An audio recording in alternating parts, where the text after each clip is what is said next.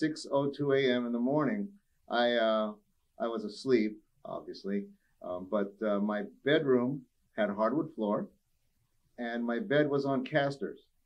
So you can imagine the ride that I got that morning. Now, when it first hit, I had no idea what was happening. It started with a roll, and then it just went nuts. I thought we were under some type of attack. Okay, and then it dawned on me that it was an earthquake. So once the shaking stopped, and it was still relatively dark at 6:02 in February. So got out of bed and I went into the kitchen and noticed all of the dishes broken on the floor and stuff that fallen off the shelves and spilled. So I went back to my room in the dark and tried to find some shoes. What I did find was two left flip-flops. Was the best that I could do. I had two left flip-flops and I put them on and walked on the dishes in the kitchen because I needed to get a flashlight. So I got a flashlight. Everybody was outside by that time. But apparently there was a gas leak explosion across the street at the Tahitian, which again led me to believe that we were under attack. But then my dad said we were okay. There were authorities that had gone by, not immediately, but then when they saw the fire, they said, oh, it was a gas leak. So that was kind of scary. And so we stood outside for quite a while and everything was kind of calm. So we went back inside eventually and started cleaning up. But every time there was an aftershock, we went bolting out the door because we just didn't know how else to react. And it was quite a morning. We cleaned up a little bit, and then later on that afternoon, we drove into San Fernando. You know where San Fernando Road breaks off at Truman and San Fernando. And so we went down San Fernando Road and we went by the old Weber's outlet. Okay, they were giving out food, and so we just got in line and we got some food and went back. It was terrible. You could see everything just toppled over, and there were cars that had debris on them that were parked. So we didn't stay very long. We just went and we were trying to get supplies, but nothing was open except for this Weber's outlet. We got home later that afternoon. We were able to get a phone call. It took until I'd say past noon before we were able to use the phone. There were no cell phones then, obviously, or at least we didn't have any. And we got a call from my aunt, my cousins in Granada Hills, because they lived below Van Norman Dam. They were advising them to evacuate. So where did my cousins from Granada Hills want to evacuate? To Sylmar, where we just had an earthquake. And I just thought that was the most wild story because, okay, they live in Granada Hills, but now they're being told to evacuate and they want to come to where we just had this big earthquake. So it was an amazing day. And it's so vivid in my mind. When you ask me about this, I go, yeah, I remember everything that happened that day. It was a wild day. You know, you talk about the casters. Were you able to go back to your bed, or did you take the casters off after that? Oh, no, I was fine with that. Of course, I didn't sleep in the house for a few days. We had like a tent kind of thing that we could use, and so we went out and just slept in the back because nobody wanted to sleep in the house. We were pretty antsy for a few days. You got to remember, every last Friday of the month at 10 a.m., they would put the sirens on, test them. And so it was kind of ingrained in us that, hey, we need to be ready for this when it happened. And I never thought of an earthquake. My first thought was that we were under attack. And eventually it was like, okay, well, this is happening. So then I figured out it was an earthquake. And I guess technically I was relieved that it was an earthquake. I was not interested at all in going to the school. When we finally heard from the school that we were going to be out for a few days, I was like, okay, cool. I mean, it must be bad. I figured it had to be bad. You know, that page in the middle of our yearbook where they just took pictures of the damage. I go, no, I didn't go anywhere near that. We did go to the place on Sayre and Borden where you get the water, but of course it was closed. We couldn't get it. We would go there regularly to get the water, but that was as close as I came to the school.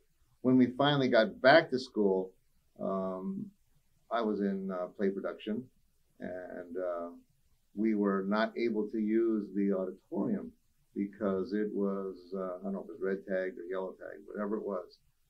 we weren't able to use it, so we had to use the all arts room, which was really small. And then I was also in band, and the band room was okay.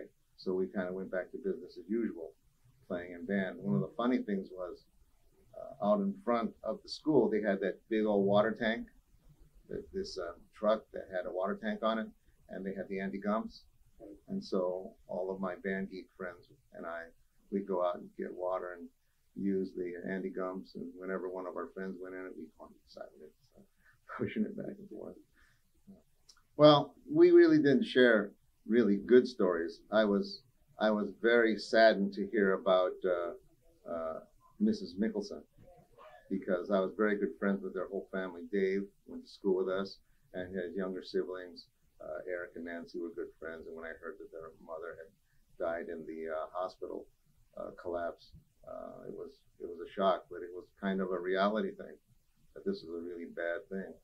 As far as the other stories that we got were mainly from my family, and most of them live more in the Los Angeles area, except for the ones that I mentioned before, the Granada Hills. That was they were all the same, thinking that they were under attack and that they thought this was it. 94 took a while to get phones, but I couldn't call anywhere local then. We were able to get a hold of some of our family that day. It was interesting. When you mentioned the fire at the Tahitian, was there an explosion? I don't know if I heard an explosion. It might have happened during the quake, but I do remember seeing the fire and smoke coming from across the street. What was the weeks after that? How difficult was it? How'd your family handle it? We were okay. We did a lot of outdoor cooking. My grandmother and grandfather, my father's parents, they lived in the house next door. They had a bunch of church friends. They had church friends who brought propane, stove, and a lot of food. And then a lot of our friends and relatives brought us food, and so we were okay. We had repairs done, obviously, to the house, but it was just kind of like a fun time. If I remember right, your grandparents were born in Japan, right? My grandparents were born in Japan. They are Issei. My parents, Nisei, were born in the United States. Now, Japan is also very prone to earthquakes.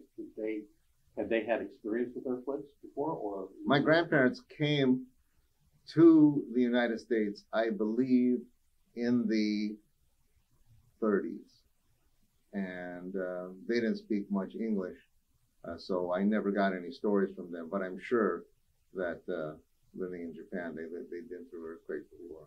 So they didn't relate anything and say, "Oh, this is what you do in an earthquake," or anything like that. No, but Japan is very well prepared for earthquakes, yeah, compared to us, compared to anywhere. No, I came through it okay. When 94 happened, the experience that I had in 71, it helped me to be calm and just ride it out. As far as any other lasting effects, it made me realize that all of these little earthquakes that we get now were nothing compared to that. So if anything, it kind of prepared me and conditioned me for earthquakes. That was, of course, the year we graduated from high school. Right. And I remember being in one of these shows at the school, and we were referring to the earthquake a little bit. And I think it helped people to kind of get over it by, just mentioning it and letting people talk about it, and letting the artists kind of express, what they experienced, and maybe somebody could relate to it and be comforted. Yeah. What happened was, by the time we became seniors in high school, they went to all annual promotion. Okay? So prior to that, because the classes that were graduating were smaller in the fall, okay, they would have some of them in the indoors. But ever since they went to annual promotion, the class was too big, we started doing it on the field. As a matter of fact, as I recall, our graduating class was the first ones to graduate at night. Yeah. Because I remember that huge fundraiser we did for lights on the field. I know the band was involved in it.